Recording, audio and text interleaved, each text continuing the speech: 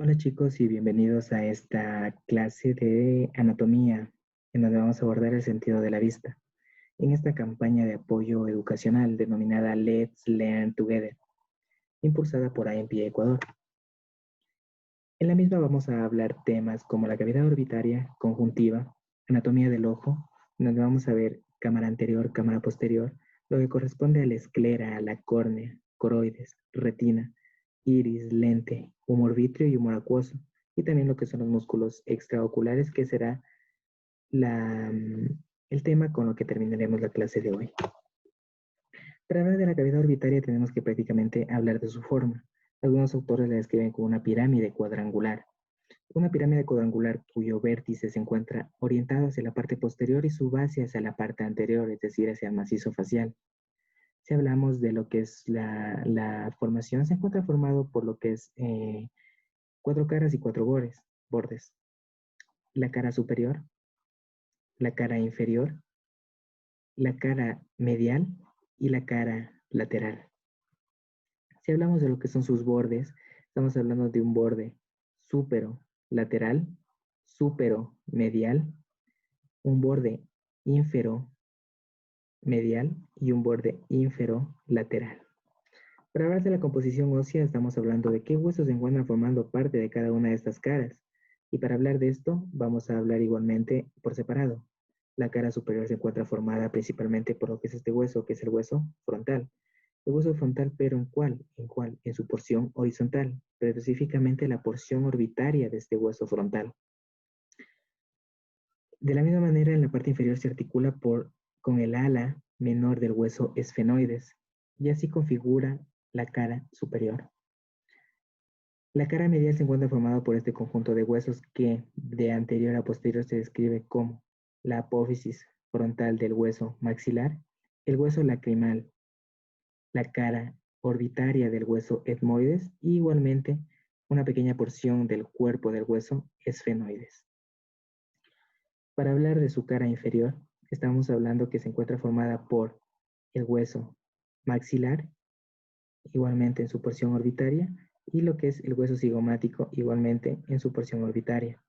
La cara lateral formada principalmente por lo que es el hueso cigomático, y igualmente en la parte posterior cómo se articula con el ala mayor del hueso esfenoides. Dentro de las estructuras que tenemos que recordar en esta cavidad orbitaria, destaca lo que es la fisura orbitaria superior, la fisura orbitaria inferior y lo que es este canal, que es el surco infraorbitario. En la cara medial observamos cómo se encuentra formado principalmente el surco, este surco lacrimal. En la parte más posterior observamos lo que son los agujeros etmoidales, un agujero etmoidal anterior y un agujero etmoidal posterior. Y algo no menos importante, que es que es el agujero óptico que nos va a permitir la salida del nervio óptico para llegar hacia el quiasma óptico. En la cara superior observamos cómo se encuentra una pequeña depresión para la glándula lacrimal. Y en el borde supraorbitario observamos pequeña muesca, le saben denominar, o agujero, denominado agujero supraorbitario, que permite la entrada y la salida de vasos y nervios del mismo nombre. Para hablar acerca de la anatomía del globo ocular, cabe destacar cuál es la forma del globo ocular, y es que algunos autores lo describen como una forma esférica y otros autores lo describen como una forma ovalada. Las dos formas creo que serían las más válidas. Rescatando esto, tenemos que mencionar que existen dos polos, un polo anterior y un polo posterior. En el polo anterior observamos principalmente esa gran estructura que es la córnea, igualmente con las demás estructuras. En la parte posterior observamos la salida del nervio óptico. Observamos lo que es un plano ecuatorial, que prácticamente atraviesa todo lo que es el globo ocular y prácticamente lo divide en dos partes, una anterior y una parte posterior. De la misma manera, vamos a tener que prácticamente los meridianos son líneas que cruzan desde el polo anterior hacia el polo posterior. Eso, chicos. Para hablar acerca de lo que es la composición, tenemos que hablar que prácticamente el globo ocular se encuentra formado por tres túnicas. Dos de las mismas que son túnicas fibrosas y una que es una túnica vascular. Desde afuera hacia adentro se describe la esclera, lo que se conoce como la córnea, y de la misma manera la túnica vascular que ya les denominé antes. Entonces, de esta manera, la esclera, tenemos que es la porción más amplia y prácticamente se describe que se encuentra formando parte de las 5/6 partes de todo el globo ocular. Esta esclera es de color blanquecino y a partir de los 65 años hacia arriba se torna un poco amarillenta. De la misma manera tenemos que destacar esta estructura que se conoce como cápsula de Tenon. Esta cápsula de Tenon es muy importante ya que permite la inserción de músculos que al último los vamos a ver. Entonces es una estructura muy rígida que a su vez le va a permitir la movilidad y la inserción principalmente a lo que son los músculos. Observamos lo que son dos aberturas, una anterior y una posterior, o dos interrupciones de la esclera, de la continuidad de la esclera. La parte anterior ocupada por lo que es la córnea y la parte posterior que se representa por la salida del nervio óptico.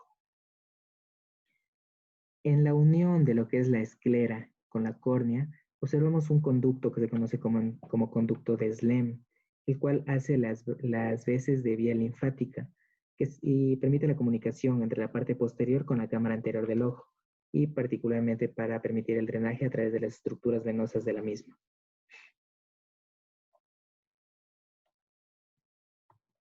Pasando a la siguiente capa, la túnica fibrosa o córnea, podemos observar que prácticamente es la parte sobresaliente del globo ocular. Se encuentra formada por dos capas, una anterior y una posterior, en donde la capa anterior se describe que es convexa y la capa interna o la capa posterior es un poco cóncava, pero reviste de importancia porque permite la inserción de la esclera. A su vez, cabe destacar que prácticamente carece de vasculatura o de drenaje linfático, pero a su vez se encuentra irrigada por el trigémino y de ahí reviste su gran sensibilidad.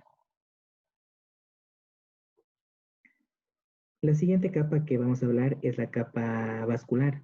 Dentro de la capa vascular vamos a ver que se encuentra formada por tres estructuras muy importantes, como lo es la coroides, que la observamos que es la parte pintada en rojo. El cuerpo ciliar, que es prácticamente un conjunto de componentes que le vamos a ir describiendo poco a poco. Y lo que es el iris, que es prácticamente lo que permite la apertura, como también el cierre y permite regular la cantidad de luz que va a entrar a través del cristalino. Para empezar, vamos a hablar acerca de la coroides. La coroides tenemos que es una membrana espesa, rica en vasos sanguíneos y pigmento melánico. De ahí que prácticamente tiene un color un poco oscuro. En ella vamos prácticamente a encontrar que superiormente se encuentra limitada por lo que es la esclera.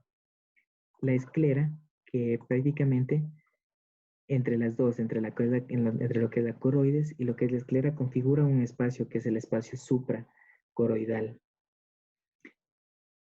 En lo que se conoce en sí la parte céntrica de la coroides, se conoce como una lámina coriocapilar porque se encuentra ampliamente irrigada y a su vez descansa sobre la membrana de Bruch, que es una membrana que prácticamente se encuentra relacionada con la retina. Para continuar vamos a hablar acerca de lo que es el cuerpo ciliar. En el cuerpo ciliar tenemos que destacar principalmente lo que son esas estructuras que vemos aquí, que se conocen como fibras musculares, tanto longitudinales, otras que se conocen como fibras meridionales y otras fibras que son fibras circulares. Estas, a su vez, vamos a encontrar que se encuentran continuándose a los procesos ciliares, que más posteriormente vamos a ver son muy importantes porque permiten la inserción de estas fibras somulares que sostienen al cristalino y permiten el reflejo de acomodación. Para hablar del iris, tenemos que destacar que prácticamente se encuentra formado por un conjunto de células, específicamente dos capas de células, que a su vez adquieren un pigmento melánico que le da la coloración al ojo y a su parte del iris, que es la que nosotros observamos comúnmente. En su parte inferior observamos cómo se encuentra provisto de dos tipos de músculo. Uno que se conoce como músculo dilatador de la pupila. Su función, como su nombre lo dice, va a permitir la dilatación de la pupila, pero en su parte anterior vemos cómo se encuentra prácticamente el músculo esfínter de la pupila. Este músculo esfínter de la pupila va a ser antagonista a lo que haga este músculo dilatador de la pupila, porque mientras que el músculo esfínter de la pupila intenta cerrar la apertura del iris, el músculo dilatador realiza lo que es la apertura de la misma.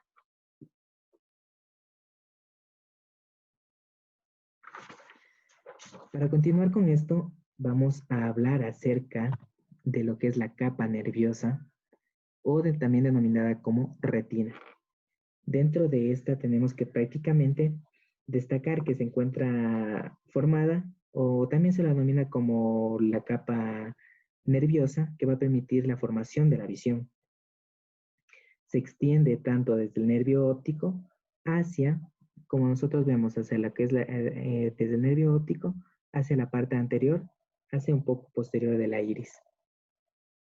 Para hablar de esto tenemos que prácticamente diferenciar dos partes muy importantes, que es la porción óptica como también la porción ciega de la retina. Hablemos de la primera, que es la porción óptica. La porción óptica, como su nombre le dice, va a permitir la formación de esta imagen que proviene de la parte externa, a través de lo que son los reflejos luminosos. Como vemos, aquí observamos lo que es la capa de la retina, pero a su vez observamos cómo se encuentran dispuestas estas hileras de células, en donde vamos a observar las células ganglionares, que son las células que van a permitir la formación del nervio óptico. Observamos igualmente lo que son las células bipolares y de la misma manera observamos este conjunto de estructuras que se denominan como conos y bastones, que a su vez van a permitir lo que es la formación tanto de imágenes a color y imágenes a blanco y negro.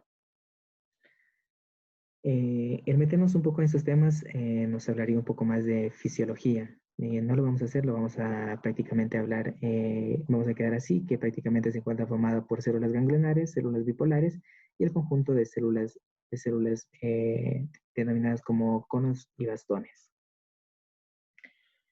Entonces, nosotros cuando prácticamente queremos observar la parte posterior de la retina, nos van a hacer un fondo de ojo en donde prácticamente nos van a mostrar esta imagen, en donde nosotros prácticamente podemos el ver cómo se encuentra el nervio óptico, a su vez con la confluencia de los diferentes vasos sanguíneos, y a su vez vamos a observar lo que es la fóvea o mácula, que es el lugar donde todos los rayos luminosos se van a concentrar. Y se conoce y se dice y está demostrado científicamente que prácticamente es un componente que permite la agudeza visual por la mayor cantidad de luz que capta esta porción. Dentro del componente ciego de la retina o la porción ciega que se la ha denominado así, prácticamente se encuentra formada por toda esta porción que sigue hacia la cara anterior, ya que es una porción que prácticamente se encuentra desprovista de función sensorial, se podría decir, en donde prácticamente únicamente se encuentra irrigada y no permite lo que es la formación de imágenes en sí.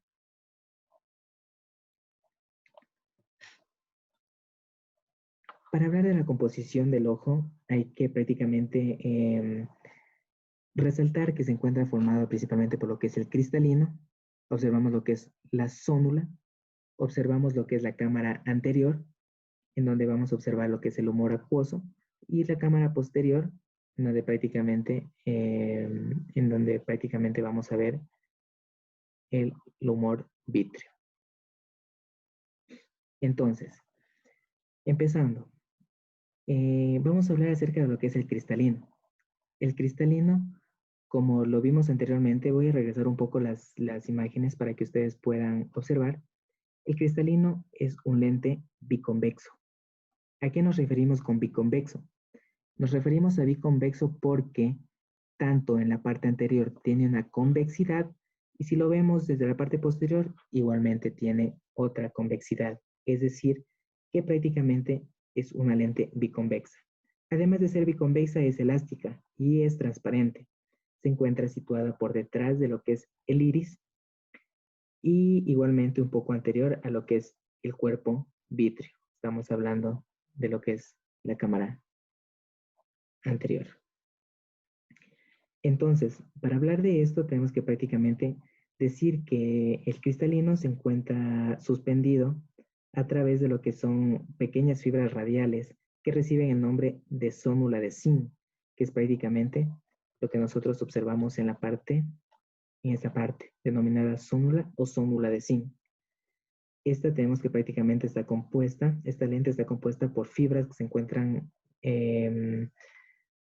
dispuestas en capas concéntricas, tanto desde su parte céntrica hacia su periferia.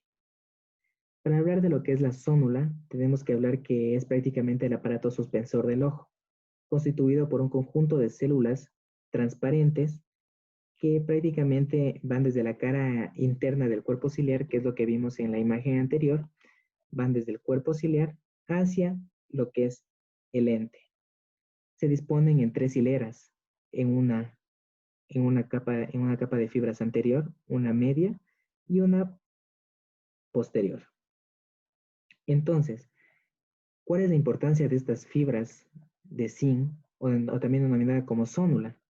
Estas prácticamente permiten que la contracción de estos conjuntamente con el músculo ciliar permiten este reflejo de acomodación, es decir, permiten que el lente se acomode a las diferentes condiciones de luz y a su vez proporcione una imagen exacta, es decir, que los rayos luminosos penetren de una manera que permita formar una imagen clara.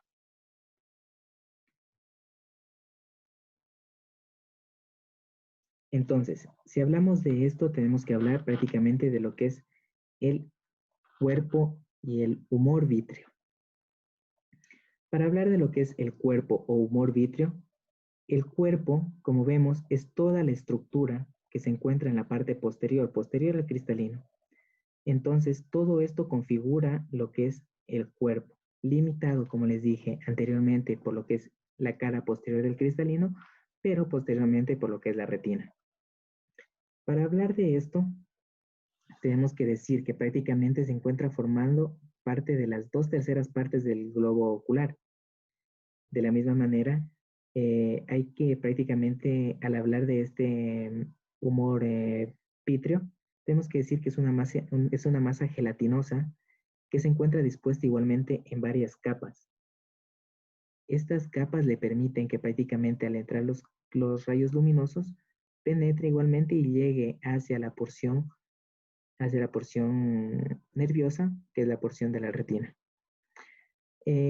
Embriológicamente se dice que existe un conducto y ustedes lo habrán visto en las imágenes que vienen prácticamente un conducto hacia la parte posterior. Este se conoce como conducto hialoideo porque permite el paso de la arteria hialoidea del mismo nombre, que a su vez permite la nutrición del lente.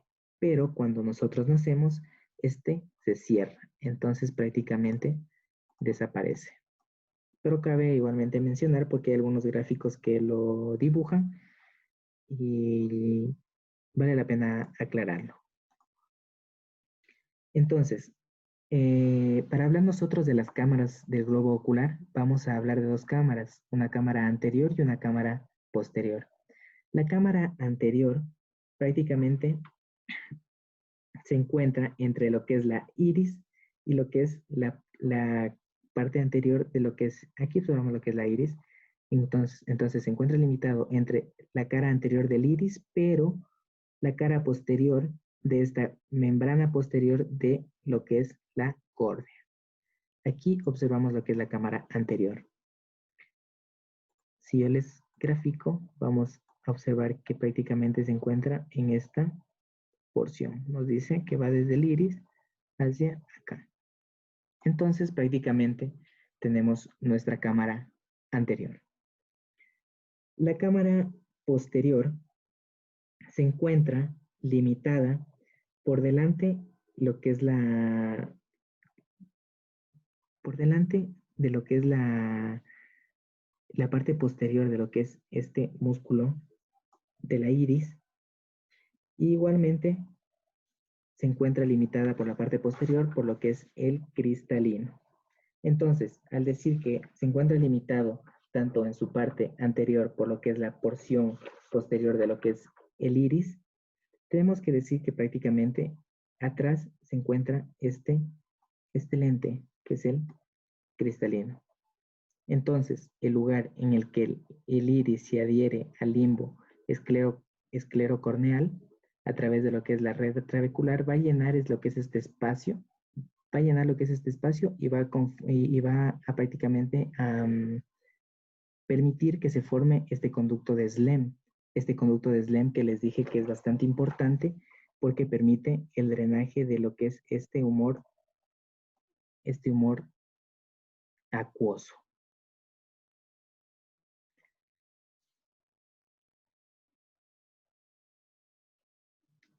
Entonces, chicos, para concluir esto, vamos a hablar acerca de lo que son los músculos extraoculares.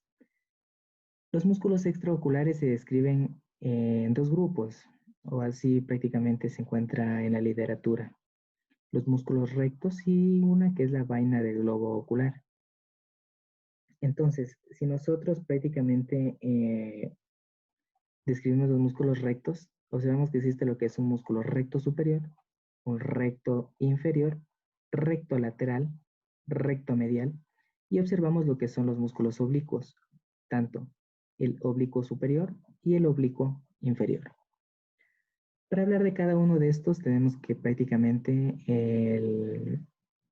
decir que en la parte posterior se encuentra una pequeña vaina denominada anillo de zinc. Este anillo de zinc sirve de origen o permite la inserción 1 de todos o la gran mayoría de estos músculos. Entonces, si hablamos nosotros del músculo recto superior, tenemos que decir que prácticamente se origina desde esta porción, ¿no es cierto?, que yo les indiqué, de este anillo tendinoso. De ahí se dirige hacia por la parte superior del globo ocular y se inserta en esta cápsula de Tenon, que le permite una fijación más rígida y le permite lo que son los movimientos oculares.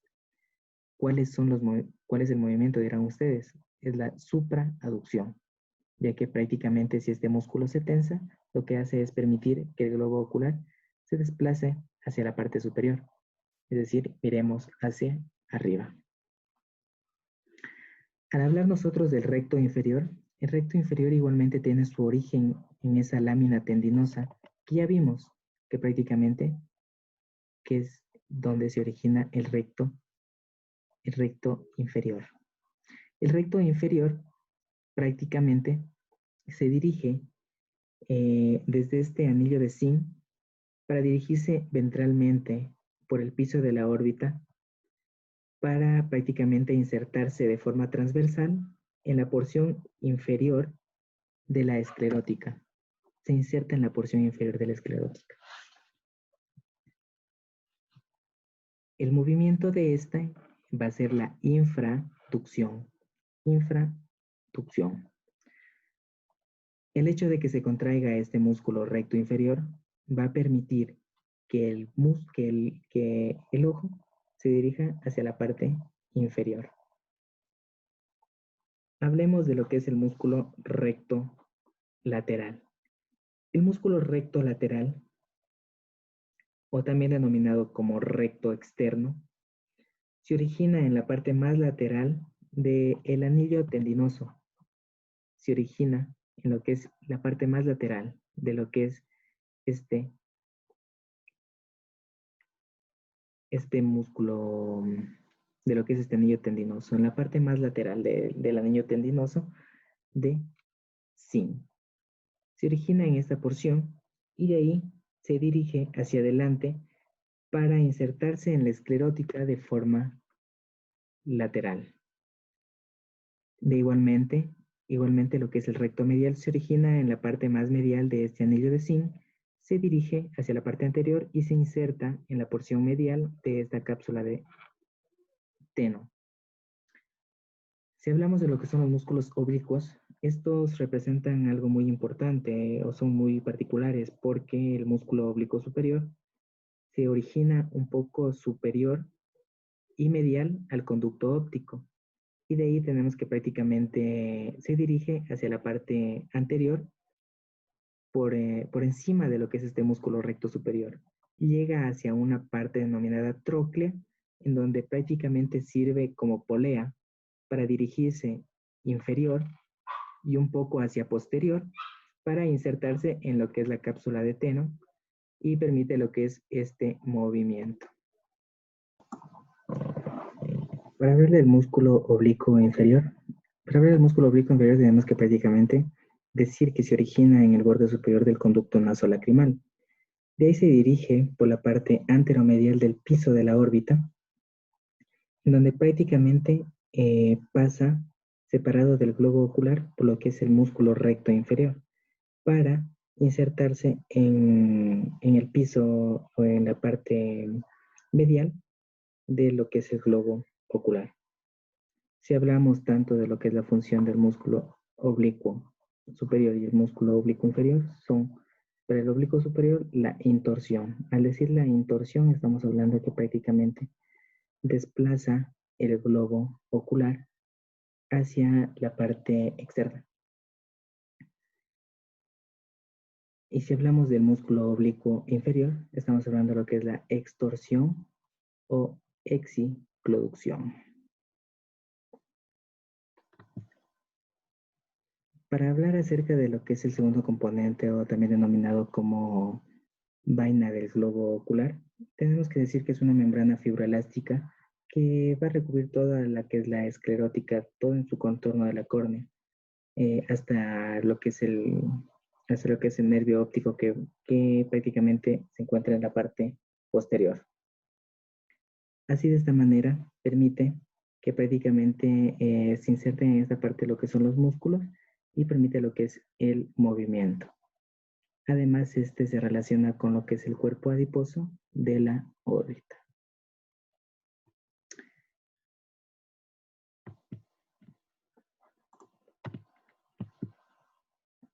Eso es todo, chicos.